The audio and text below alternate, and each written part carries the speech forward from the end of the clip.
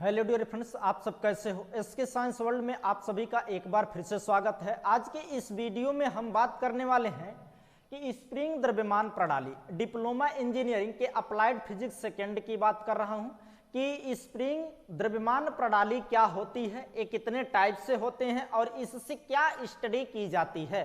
तो आप लोग इस बात को याद रखे रहिएगा कि स्प्रिंग द्रव्यमान प्रणाली से किसी बॉडी का, जब कोई बॉडी हमारा सिंपल हार्मोनिक मोशन कर रहा होगा या कर रहा होता है, सिंपल हार्मोनिक मोशन सरल आवर्त गति करता है, तो उसका जो दोलन काल होता है यानी कैपिटल टी होती है, उसकी जो आवृत्ति होती है, उसका जो कोणीय वेग होता है, उसका कैलकुलेशन होता है। इस बात को याद रखे रहिएगा।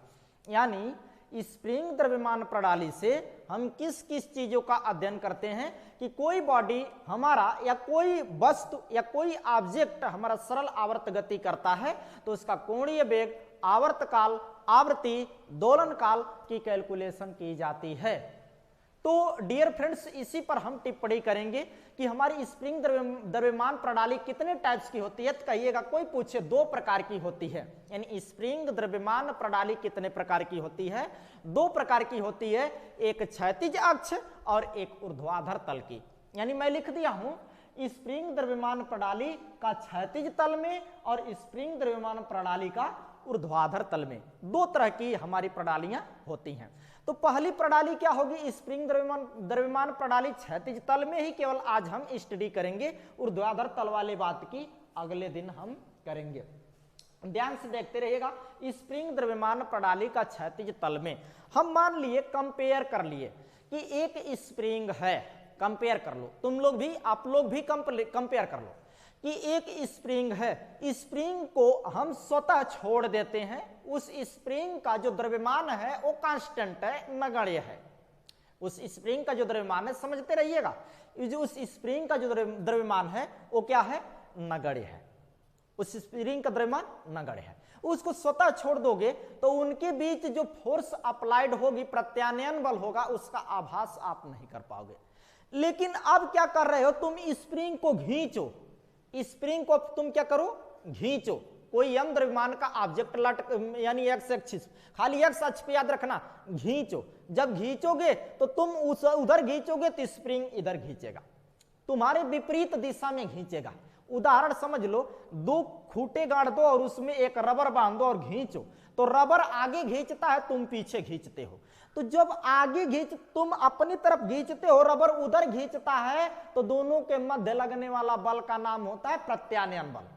कभी भी याद रखिएगा, स्प्रिंग को हम इधर खींचते हैं, स्प्रिंग अपोजिट डायरेक्शन में पुलिंग करता है, पुशिंग करता है, तो उस बल का नाम होता है प्रत्यानयन बल।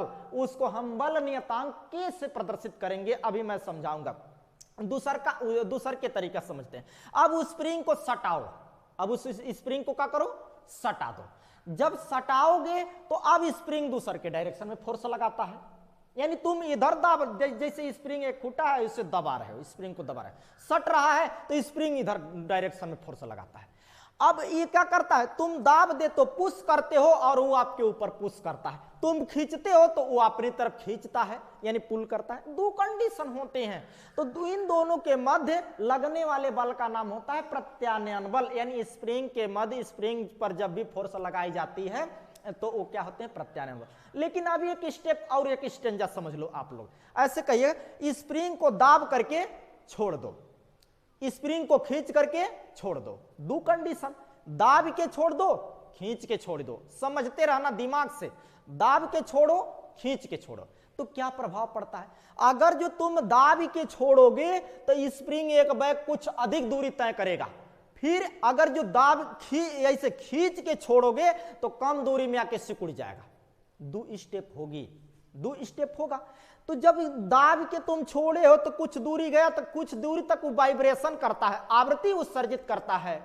कुछ दूरी तक वो आवृत्ति उत्सर्जित करता है, झंझनाहट उत्सर्जित करता है, यानी सिंपल हार्मोनिक मोशन करने लगता है, ऐसे वाइब्रेशन करता है।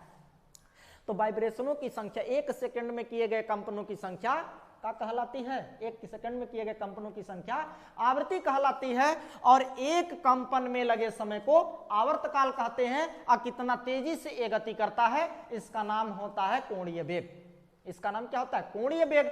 और जब जिस द्रव्यमान से तुम खींचते हो, जिस द्रव्यमान से तुम ढकेलते हो, उसको उसका उत्सर्जित जो त्वरण होता है, उस त्वरण का नाम होता है कोणीय त्वरण। अब हम इसके बारे में स्टडी कराते हैं, यहां से देखते रहिएगा, ध्यान से देखिए।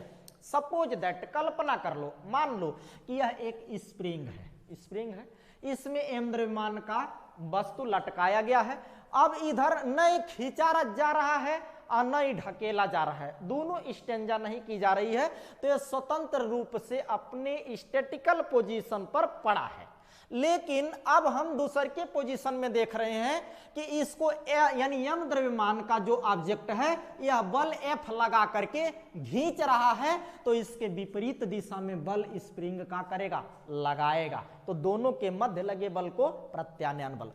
तीसर के फिगर से समझते हैं, जब हम इसको दबाते हैं तो ये जो स्प्रिंग होता है दूसर के तरफ दबाता है, यानी फोर्स लगाता है, तब भी इनके बीच लगने वाले बल को क्या कहेंगे? प्रत्यानयन बल। तो उस प्रत्यानयन बल को हम क्या बोलते हैं? बल नियतांक बोल देते हैं। उस बल नियतांक को हम किससे डिनोटेड कर दिए? के से डिनोटेड कर देते हैं। अब बात आगे समझते हैं, अगले स्टेप में समझते हैं, ध्यान से देखना, इसका डेरिवेशन कर देते हैं कि जब ये यानी ढकेल के है ऑब्जेक्टवा को इधर दाब के छोड़ोगे तो ये एक बैग हच्च दे जाएगा, या ऐसे इसको खींच के अगर छोड़ दोगे तो हच्च दे बैठ जाएगा, यही कंडीशन होगा।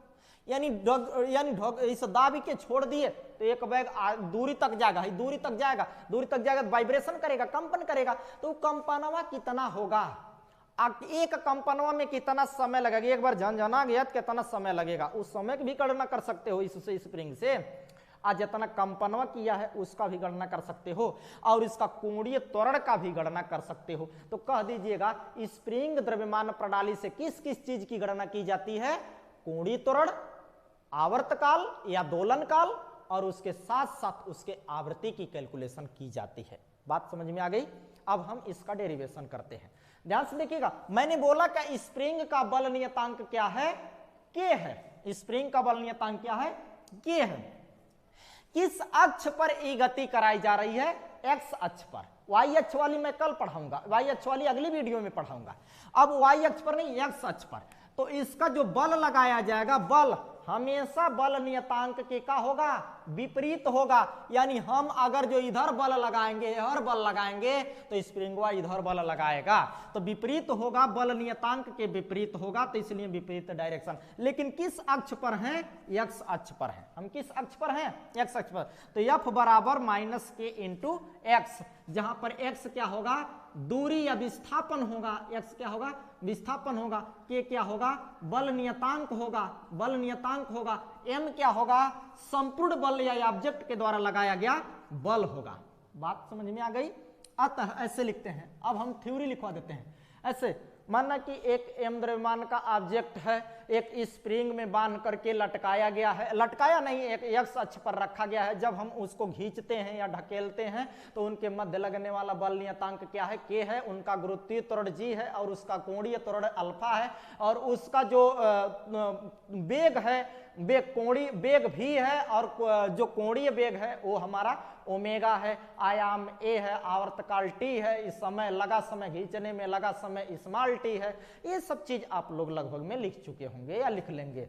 तो ध्यान से देखते रहिए, मैं डेरिवेशन कर देता हूं, ध्यान से देखना। ज्ञात है एफ बराबर माइनस के एक्स, एफ बराबर माइनस के एक्स, इसमें कोई समझाना नहीं है। अब आप लोग ध्यान से देखिए, समीकरण नंबर 1 मान लेते हैं। अब लिखते हैं न्यूटन के, ध्यान से देखना, न्यूटन के गति के द्वितीय समीकरण से, द्वितीय समीकरण की कैलकुलेशन मैं अगली वीडियो में किया हूं, ध्यान से देखते रहिएगा। एफ बराबर क्या पढ़े हैं? एम ए, और जहां पर ए त्वरण होता है, एम द्रव्यमान, एफ बल होता है। तो इसको हम ऐसे लिख सकते हैं M alpha. M alpha, alpha क्या है? कोणीय त्वरण है। तो एफ बराबर मैं क्या लिख दिया? M alpha. एम क्या लिख दिया? M alpha. इसको समीकरण नंबर में क्या मान लिया? 2। समीकरण नंबर में क्या मान लिया? 2। जब 2 मान लिया तब आगे दिमाग लगाओ, थोड़ा सा सेंस और लगा लो बाबू, थोड़ा सा। यहीं से अल्फा की वैल्यू निकाल दो। अल्फा की क्या निकाल दो? वैल्यू। अल्फा इक्वल एफ बटे एम, एम बटे में आ जाएगा। इसको समीकरण नंबर कितना मान लो? 3। अब लिखेंगे समीकरण 3 में, ध्यान से देखते रहिएगा, समीकरण 3 में f का मान बाबू ध्यान से देखना, समीकरण 1 से रखने पर जब 1 से रखेंगे तो f का मान है ही है, अल्फा इक्वल कितना हो जाएगा, f का मान -kx बटे कितना हो जाएगा, m हो गया। अब ध्यान से देखना, चूंकि जहां पर ऐसे लिख लेना, जहां पर k बटे m बराबर किसके होता है, ओमेगा स्क्वायर के। अब ओमेगा स्क्वायर का है, ओमेगा क्या है, कोणीय वेग है, k बल नियतांक है, m क्या है, ऑब्जेक्ट का द्रव्यमान है। इस रिलेशन को मैं अगले वीडियो में समझाऊंगा कि रिलेशन कैसे होता है, इसको मैं बता रहा हूं, खाली आप लोग डायरेक्ट याद रखिए, k बटे m बराबर ओमेगा स्क्वायर, जहां पर कोणीय वेग है a।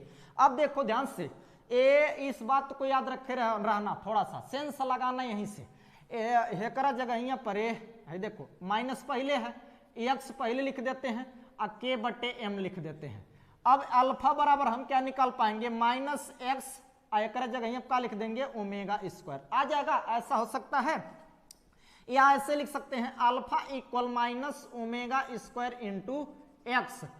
अब इस संबंध को हम क्या कहते हैं, इस संबंध को कोणीय त्वरण और कोणीय वेग तथा विस्थापन के बीच का संबंध कहते हैं। एक ऐसा समीकरण प्राप्त हो गया, अल्फा बराबर minus omega square into Y वाला समीकरण प्राप्त हो गया, वाई भी विस्थापन है, एक्स भी विस्थापन, ऐसा समीकरण प्राप्त हो गया, ऐसा समीकरण फाइंड आउट हो गया, जो हम पहले वीडियो में यही वाला समीकरण पढ़ा चुके हैं।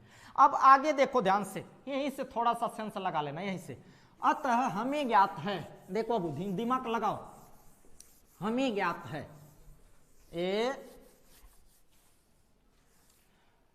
देखो, ये क्या है, कोणीय त्वरण। इस समीकरण से हम किसका कैलकुलेशन कर सकते हैं, कोणीय त्वरण को। अब देखो, हमें ज्ञात है, क्या ज्ञात है, ओमेगा बराबर 2 पाई बटे टी का पता है, ये पता है ना, ओमेगा बराबर 2 पाई बटे टी, टी आवर्तकाल हो गया, 2 पाई हमारा कोण हो गया, ओमेगा कोणीय वेग हो गया। तो ओमेगा स्क्वायर बराबर हमें क्या पता है, यहाँ पे ओमेगा स्क्वायर बटे के बराबर के बटे एम, स्क्वायर हटाएंगे तो ओमेगा बराबर अंडर रूट क्या मिल जाएगा, के बटे एम। इसी को हम कैसे लिख सकते हैं, अंडर रूट के बटे अंडर रूट एम, दोनों हम करड़ी में है। अब ओमेगा के जगह यहाँ हमें क्या लिख देना है, 2 पाई बटे कैपिटल टी बराबर हो गया अंडर रूट के बटे अंडर रूट एम, ऐसा फार्मूला लिख सकते हैं। अब टी को पलटी खिया दो, पलटी दोगे, जब पलटेगा तो टी बटे 2 पाई होगा, बराबर क्या हो जाएगा, यम ऊपर चला जाएगा, अंडर रूट यम बटे अंडर रूट के, ऐसा हो जाएगा। अब देखो 2 से गुणा कर दो, गुणा कर दिए तो टी इक्वल कितना मिला, 2 पाई, यहीं से देखिएगा। अब भाई दोनों करनी बात है, यम बटे के कर सकते हैं, लिख सकते हैं, ऐसा कंडीशन हो सकता है ना।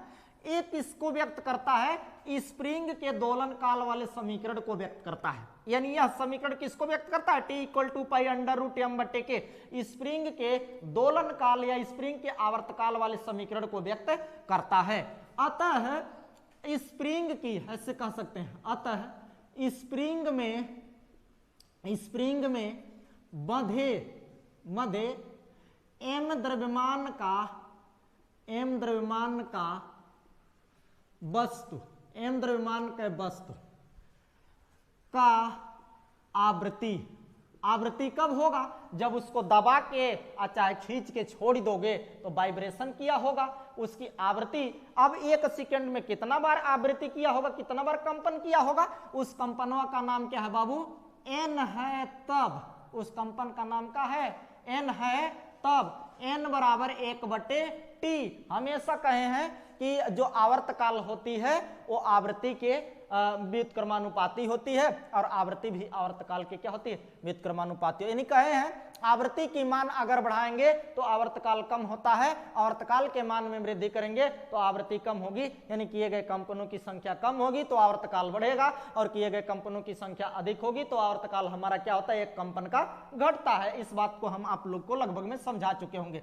अब ध्यान से देखो, इस टी के मान को उठाकर को इस टी के जगह रख दो, रख दिए, एन बराबर कितना हो गया, 1 बटे टी का वैल्यू कितना है बाबू, 2 पाई अंडर रूट, देखना ध्यान से, अंडर रूट, ये वाला फलन लिखा थे, एम अब बटे अंडर रूट के, यही ना है, अंडर रूट m बटे अंडर रूट के। अब के वाले को ऊपर पलटी खिया दो तो n बराबर कितना हो जाएगा, अंडर रूट के, देखो एक बट्टे कितना है 2 पाई अंडर रूट m। अब इसी को हम यहाँ करके लिख सकते हैं n इक्वल 1 बट्टे 2 पाई अंडर रूट के बट्टे m। चूंकि हम तुम लोगों को अभी अभी जस्ट पढ़ाए हैं अंडर रूट के बटे m को का लिखते हैं ओमेगा, का लिख देंगे ओमेगा। तब हम यहाँ क्या पाएंगे n इक्वल 1 बट्टे 2 पाई इंटू ओमेगा। अब ओमेगा बराबर हम 2 पाई से गुणा कर देंगे 2 पाई n। अब हमारा क्या फार्मूला निकल गया, यह कोणीय वेग है, कोणीय वेग के फार्मूला को ये व्यक्त करता है। तो डियर फ्रेंड्स, आशा करता हूं कि ये बात आप लोगों को समझ में आ चुकी होगी। Thanks watching my video all student and dear friends engineering students.